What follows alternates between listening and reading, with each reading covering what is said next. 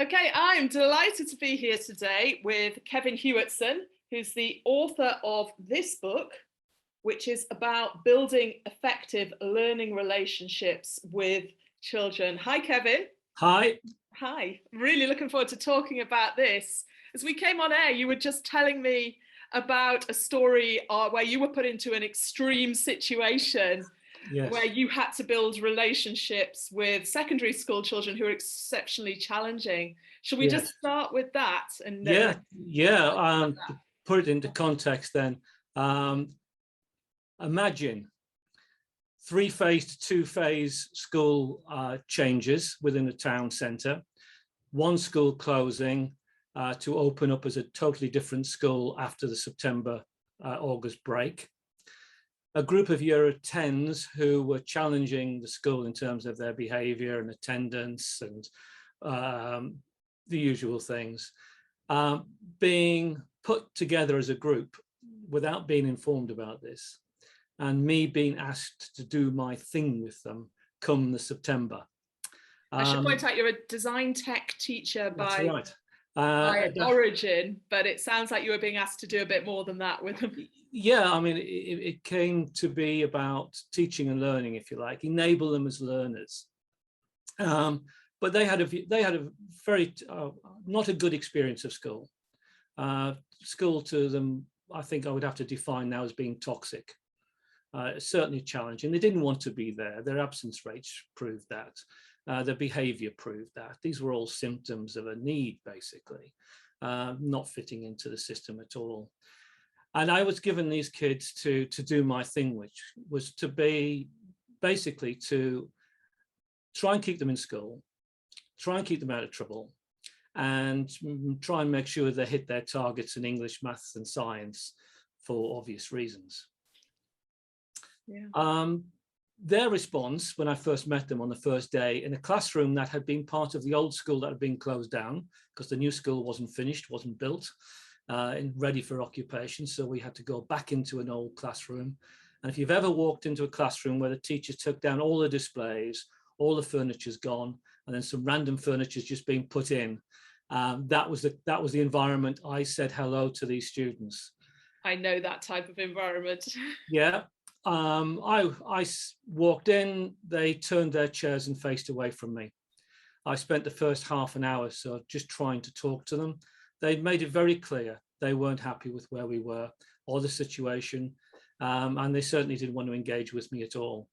And I think I said to you in the beginning here, I think that this particular school, moving from Lincolnshire to Northampton, certainly made me the teacher I was, if you like. It certainly brought all of those little skills that you needed to bear. You know, I had to sharpen every tool in the toolbox in order to be able to sort of reach these kids.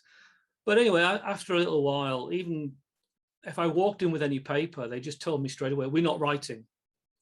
And there was just this sort of almost agreement that if I didn't say anything to them, they wouldn't say anything to me and we'd be all right. I thought, well, I can't, this is not how it works, is it? So one day I went in with some plain paper and I got told straight away they weren't going to do any writing. So I said, well, that's okay. You know, we have this agreement. You sit quietly and I'll do my thing. And I started making a paper aeroplane. And this is a paper aeroplane model that my grandfather taught me. So it used to take about half an hour to make this aeroplane. A little bit sort of more involved than three folds and throw it around. And one kid said to me, so what are you making? I said, so, no, we got this agreement. We got this agreement, haven't we? I do my thing, you do your thing, you sit quietly, I go with my thing. But what you're doing? I said, well, if you want to see what I'm doing, bring your chair up and I'll show you. I'm not writing. I said, neither am I. I'm not writing either. I'm folding some paper. So he came up and sat and watched me a bit. So I said, well, I'll tell you what, I'll start again. And I'll give him a piece of paper. And I started, and then 2 came up and 3. And before long, we had the entire class they didn't realize it was paper aeroplanes. So we got to the end and they realized it was a paper aeroplane in their hand. So they looked at me and I looked at them and said, well, what are you waiting for then? So they started throwing these paper aeroplanes around in the classroom. Well, that's like, 101 misbehavior, isn't it? You don't throw paper aeroplanes around in a classroom. One lad then stood on a chair and threw his paper aeroplane. And he was looking at me, and I thought, well, I'm not going to tell you off. You're pushing the boundaries, I know, but you've also worked out that the higher you are, the further the paper aeroplane goes. So thumbs up for physics. Then he stood on the table.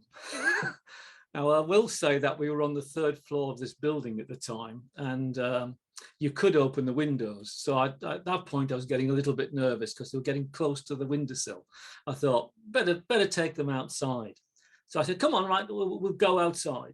No, I'm not going outside. Why not? People will see us. So there's a very important thing there. They began to build a relationship with me, but they still weren't willing to share that outside that room. There still wasn't the trust there. We went through almost a whole year together. We developed our own reward system, not based on achievement, but based on trying. Yeah, they were awarding themselves stars. The teachers would agree or disagree with it. So I was getting them to sort of approach the teachers in a different way. So it wasn't always confrontation. You know, have I tried hard enough today, sir? You know, can I award myself a star?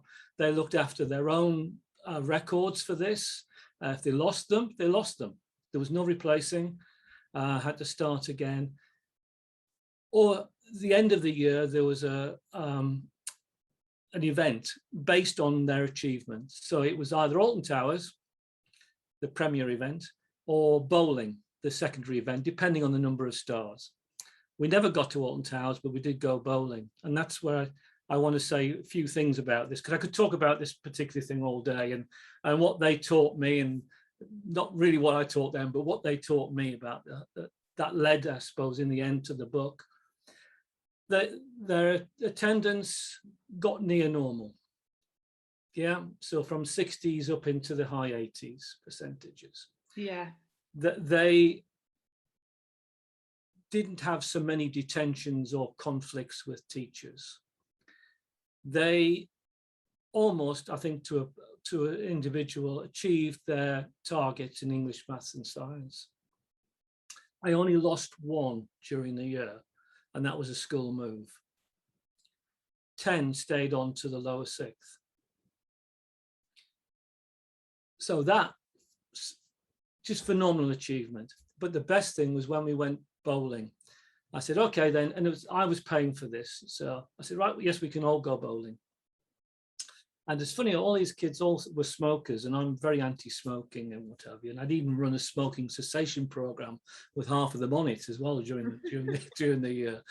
So they promised me they wouldn't smoke in my presence and what have you when we went out and things. So, and then one of them said, can we bring our friends with us? And I got really sort of humpty about that. I thought, no, it's about you and me. We've worked together on this, and you know, why do you want to bring your friends type thing? So I said, I'd think about it. And I sat in the staff room, and I was relating this story to a colleague who just said, wow. I said, what do you mean, wow? They want to bring their mates with them. He says, yeah, but just think what that means, Kev. They're willing to share their relationship with you, with their friends. And it was just that moment, I think, that the penny dropped, you know. This is the magic of teaching, isn't it? When you know that you're in a loco parentis role that's really making a transformational difference to kids' lives. My teaching career has always been in the schools with most challenges. Yeah. So you can imagine, as a maths teacher, I've been up against it and all over the place. Yes. This kind of advice. And this is what you've contracted into here, isn't it? The key generic advice as to how you build relationships with kids is so important. Yeah, I mean, when I was trying to think of the title, I was on, you know, of a book. You put your heart and soul into something, and you've distilled things into it. And somebody said, well, what's it about? You know, what's the title? We were going around titles and everything else. And says, well, what's it really about? So what's about, you know, if you can't reach them, you can't teach them, can you? So that's it. That's the title. You know, that's what it's about at the end of the day. Would you also say it's about shifting the focus of what's going on in the room onto them and their minds being alive, rather than kind of shutting down themselves and sometimes trying and sometimes trying not to tune into you, the teacher? Yeah, I mean, it's really interesting, this a bit about tuning into the teacher, isn't it? Because that's the whole relationship aspect, isn't it? You know, do they pay you attention? Yeah. Do they respond to you, and do you respond to them? And I think that relationship can get masked by all sorts of things in schools: target-driven culture, pressures to comply, you know, behavior requirements, etc. That can actually mask that. I'm going to see if I can find the diagram in the book, because being a design and technology teacher, I draw things, right? And I try to sort of express, I think you might be able to pick that diagram up. What page is that, Kevin? That is on page 36. Page 36. Okay. Right, yeah, and that's the one. That's a diagram which actually sort of I've tried to say, well, this is the ideal teacher-learner relationship. This is where you have, at the beginning of the year, the teacher takes on responsibility for most things. You're setting up the lesson, you're structuring it, you're getting resources together. At that stage, all the kids have got to do is turn up and face the right direction with a bit of luck, and you're away. But if you don't have that relationship, as the term goes by, you don't get that devolving of responsibility. Yeah, and it has to be planned. If the relationship isn't stable, you can't plan it. So you have to alert, at this point, I'm going to give you some responsibility. Yeah, I'm here still. I'm not leaving you on your own. I will come back in and we will pick it up at this point, and then we'll move on to the next. And that's the sort of transition line. I've called it the ideal responsibility learning relationship. And then on page, because there's obviously got to be a negative to this, on page 39, you see what happens in schools when we don't have that perfect relationship. And it's caused by a whole number of factors. And we mentioned about the target-driven culture, but you'll see that you have now got more of a sawtooth line, not a steady transition of responsibility. And what, this is an example of one of my A-level students who sort of really underlined this for me. He came from a different school and joined me late in my A-level design technology lessons. And there was a particular task they had to do. And he came as a highly achieving student. Yeah. And he said to me, "Sir, why don't you do this for me? You know it'll make you look good." And I went, hang on a second. Hang on. As that relationship developed, I realized that was his strategy. He'd learned to sit back, and if he did, the teacher would step in and do it for him. Yeah. And then he would get the benefit. And that happens down the line as well with a lot of students. You know, you mentioned about the students coming forth and taking ownership and being involved in the learning. Mm-hmm. If the relationship isn't managed correctly, a lot of students will learn that sitting back, the teacher will fill in the gaps. Mm. Yeah. And one of the problems we have is that when children are sitting up and taking responsibility for their own learning, the classroom environment becomes much more chatty. It becomes more chaotic. It's much less about the teacher being the sage on the stage. Yeah. And therefore, it's much more difficult for somebody who doesn't understand what's going on in the classroom to assess it or comment on it or contribute to it. You know. Yeah. Well, that's right. It's all back to that relationship. See, so if you've never seen that type of relationship, if you've never experienced that as a teacher, then it's something which is foreign to you. I mean, being a design technology teacher, I was very much attuned to noise from the word go.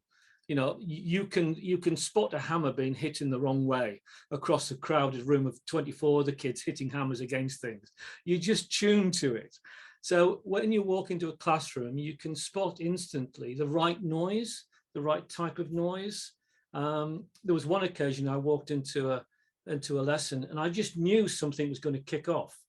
And as I'm looking around, scanning the room, looking for this, you know, where is it? Where's the center of this? Two kids set about fighting. So my instincts were spot on just walking into the room, because I was used to identifying the type of relationship that should be going on in the classroom. And you spot when it's not quite right, you feel it. And then you've got to sort of investigate. I got to the kids and got them outside, and we sat down and had a really good talk about these two teenage boys with testosterone running around inside. You know, he looked at me wrong, sir, or he took me pens, you know. So why did you have to hit him? Yeah. And I took them to this little teacher's marking room, which I thought was empty. I didn't realize there was a teacher in there, otherwise I wouldn't have stayed with the kids. And we had a whole talk about, you know, the fight and flight response and testosterone, and, you know, the 2-second rule. You know, before you respond, just say to yourself, you know, I'm a fool if I break the 2-second rule, and then sort of respond. And how that sort of just slows down the response rate and gets the thinking brain working, not the reptilian brain, and all of this sort of thing. And these two kids, I said, right, well, you understand all that now? Yes, sir, thank you, sir. I said, right, shake hands, end of story. Aren't you going to put us in detention? So what benefit would that serve? Now you've understood your behavior and learned from your mistakes. Yeah, you know, so that's it. I sent them off, and this teacher put his head around the corner and said, where did you learn all that? I thought, you know, wow, you know, teachers must remain learners. It's rule number one, you know, and that sits behind the book, the strategy of the book, if you like.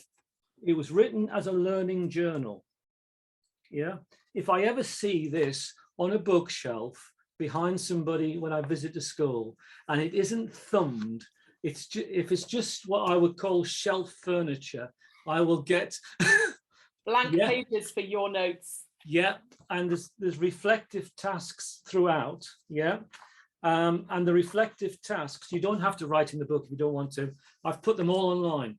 So every reflective task in here can be downloaded as a PDF and printed off. So you don't just visit it once, you can visit it time and time again.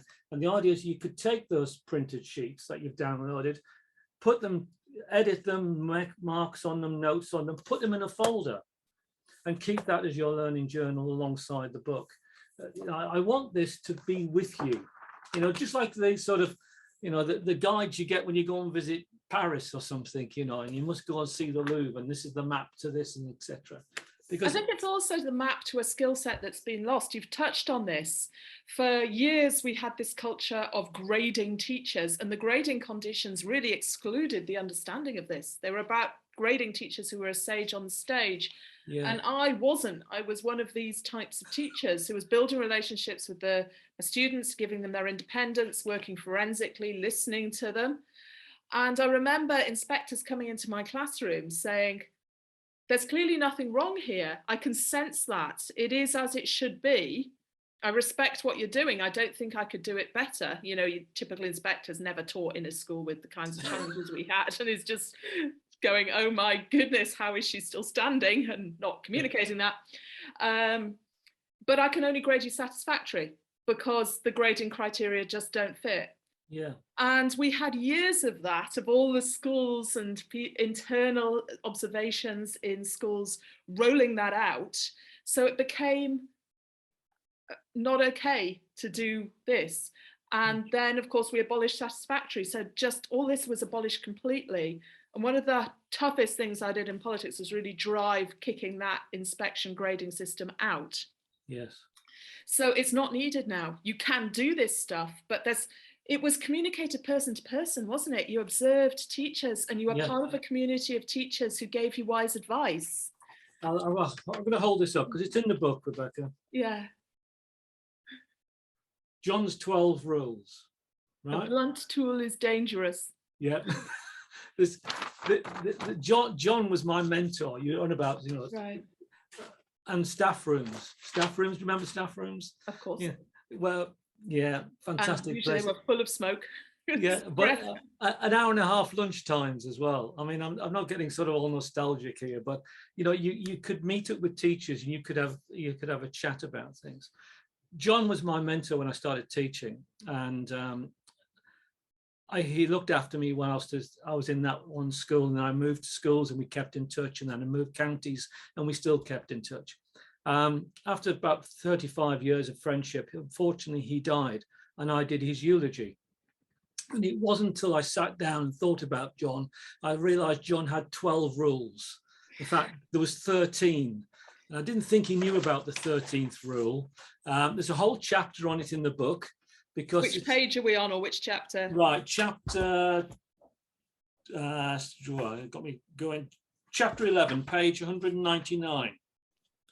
Right, yeah. Yeah, I've got the rules now on page 200. Yeah, and I mean, they're very metaphorical when you start looking at them.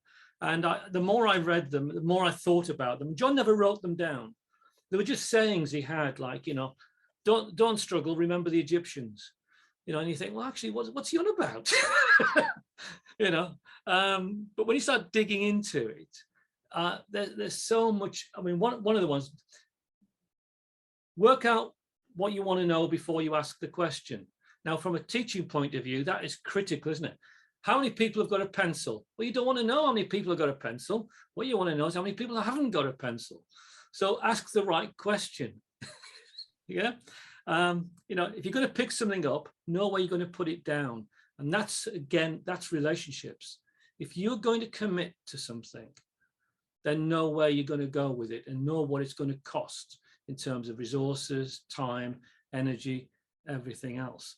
So John had these 12 rules. He was my mentor. He's the one, I think, that, unbeknown to me at the time, set the foundation for my teaching career, and one that enabled me to sort of grow as a teacher throughout as well. John's 13th rule was, if you don't know what to do with it, give it to John. That's what we thought it was. So, I mean, when John died, he had no grass and 5 lawnmowers, right? You think, why? Well, because, you know, you don't want to throw it away, so you give it to John. But what John was really about, never turn anybody away. And that is about teaching, isn't it? Never turn any kid away. I talk about it in the book that, you know, you've got to be so aware, alert as a teacher. That kid who might come up to you at the end of the lesson on the way out and just says, "Sir, I didn't understand." That might have taken months of effort, courage to build up and say that to you. Yeah. And you say, "Look, I'm off for my coffee now. We'll catch up next lesson." You've missed the point. You've missed it. Yeah. You just missed that opportunity to build that relationship with that pupil. I mean, you used to have one about red herring questions as well. You know, sort of when kids ask you red herring questions, go with it. They're giving you an insight into their world.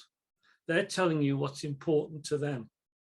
Have you noticed this thing where children are often absolutely horrendous towards you when they need you most? They're going through a behavior cycle where their behavior gets worse and worse. Yeah. And they need you just to absorb that and work straight through it to the heart of having a conversation with them. And then suddenly everything drops into focus for them and they're trying to understand, and they make a really big leap forward in their academic attainment. Yeah. And then none of that behavior matters. They may be quite off the wall at times and quite noisy, but it's no longer threatening. And it was just that bit before that happened. Have you had that? That's right. I mean, it's about agency, you see. A lot of kids just don't develop the agency to be able to express themselves in a way which we can assimilate quickly in the rapid response environment that is teaching and learning. Yeah. There's a whole chapter on learning intelligence in there, which is the ability to manage your learning environment to meet your own learning needs.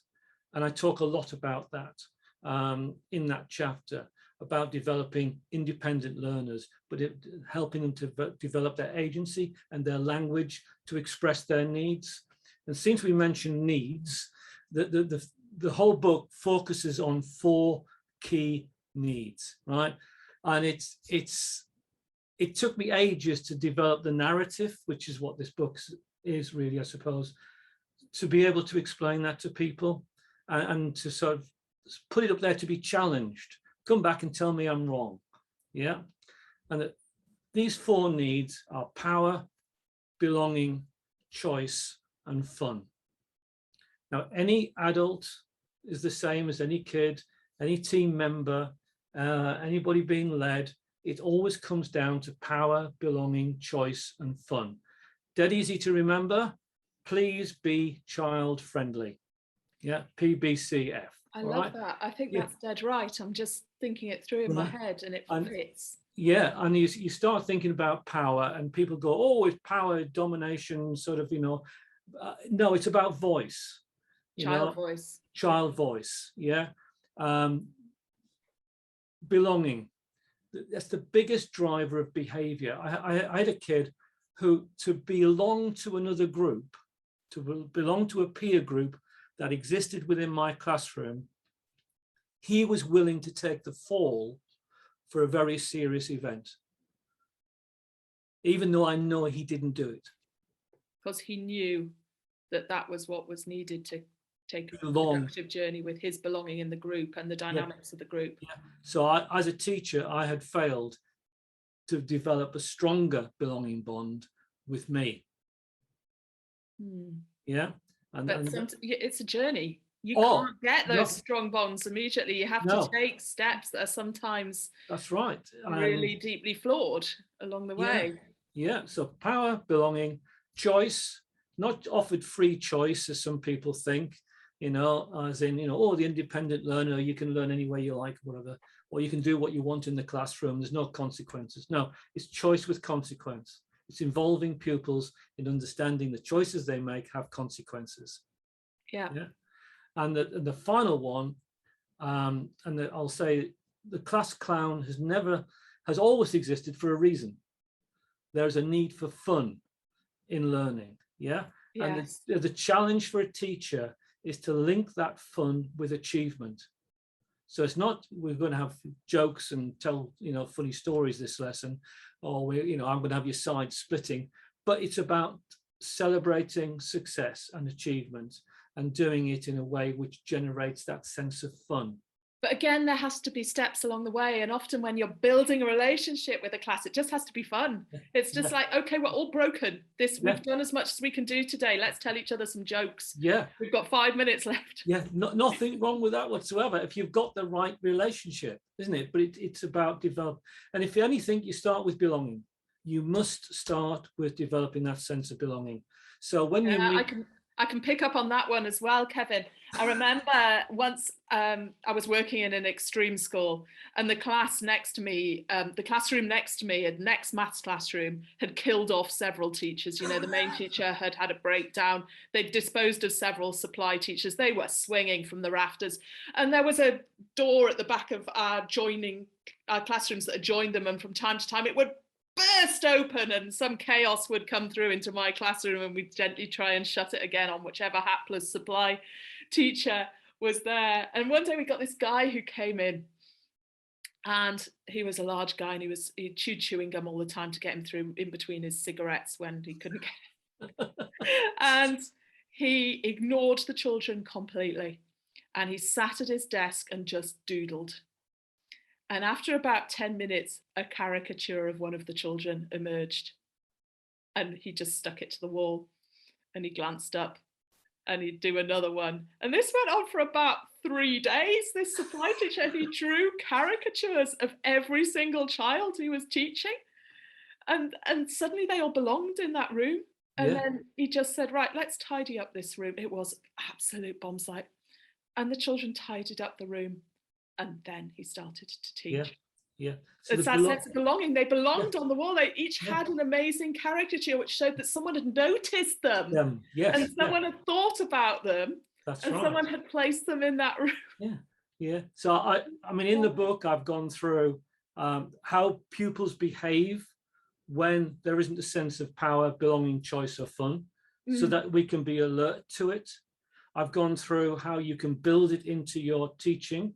So when you're doing your lesson plans or curriculum plans, you're not just thinking about content, you're thinking, how can I build in power, belonging, choice, and fun into my lessons every time, and especially starting with belonging. I mean, it's dead easy with belonging.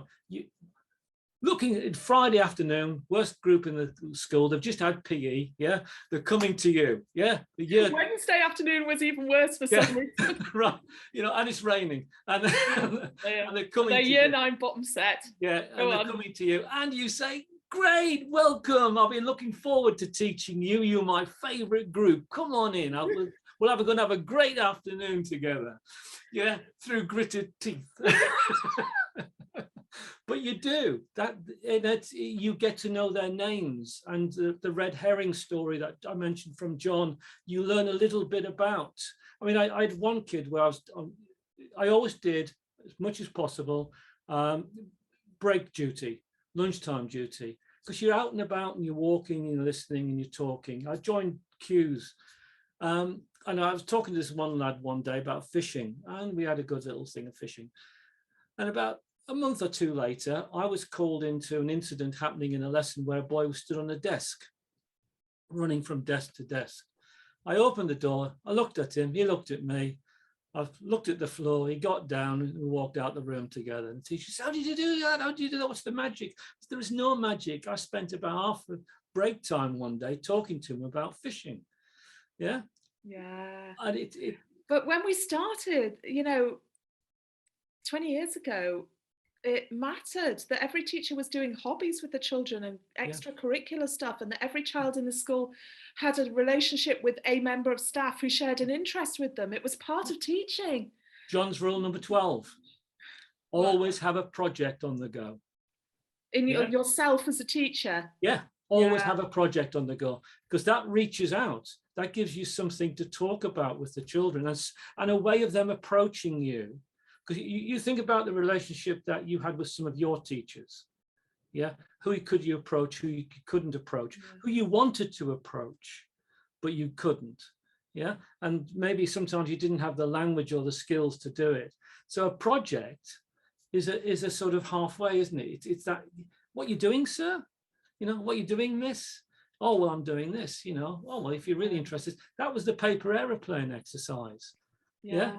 With that group of students. I was teaching at one school where the kids would just spend the weekend drinking outside the supermarket and asking you to buy alcohol for them. And we drove past once in my husband's fairly knackered Mercedes convertible, and that exhaust was about to drop off, and so it sounded like a Lamborghini. We drove up to them and we just stopped and we just talked to them, and they talked to my husband about the car. That kind of thing, that just gold dust those times, just making time for them. So the whole thing about this book is to put those challenges into the context we've got now, to be able to support teachers to develop all of that within the limitations. So there's a section on time management, and you like this again because it's maths. It's the not enough time equation. Right, I've developed an equation. I said to you I enjoyed maths, so I developed an equation for not enough time. Yeah, I'll leave you to read it. Okay. I think go on. I think we need to draw this to a close. So but I said you'll get to the point where you think, well, it's not my fault I haven't got enough time, and I'll agree with you part of the way through. But when you get to the end of the equation, you'll realise it is your fault you haven't got enough time. So while we've talked a lot about the olden days in this conversation, this book is really geared up for the here and now. It makes no assumptions that any of the things that used to be still are. This is, you're a teacher, you're in a classroom there, you're there to teach your subject. Yeah. And this is how we work around that and build the relationships, and these are the exercises you need to go through. I want to add one more thing as well, because teachers must remain learners. So teachers who lead teachers must work with them as pupils in a learning environment as Absolutely, it did bear that in mind when you're doing now most of our teacher training is school led and in schools. These are the kinds of books you'd want to work on. And I would encourage anyone to look at my list of interviews, because there were similar books, and I've chosen books and authors who I think are offering tremendous value in this environment. Thank you. So the final thing we had, please be child friendly, power, belonging, choice and fun. It's also please be colleague friendly. Yeah, because well-being of staff and the staff you work with is so important. So, is the school enabling staff? Is it providing them with a voice, giving them a sense of belonging, giving them options and choices? And is it fun to work there? And is the leadership sustaining that? Yeah. And if your leadership trying to communicate that you are trying to do that to your staff, then put it on a poster and stick it in the toilets when they're feeling down and have time to look at the wall. Right. The school I'm in just now has got a poster about looking after yourself, one about Yeah. looking after your colleagues, and one about looking after children. And you can add that stuff in time. Yeah. When you're sitting on the loo, it's That's really, the time. really. I've got a page for you on that then. It's page 40, page 41. Okay, I shall look at that after our interview. It's time to stop. Thank you so much for your time today, Kevin. Good luck with everything you're doing, and I really hope this flies for you. Because it's a good book. Highly recommend it. Thank you very much indeed. Okay, bye for now. Bye for now.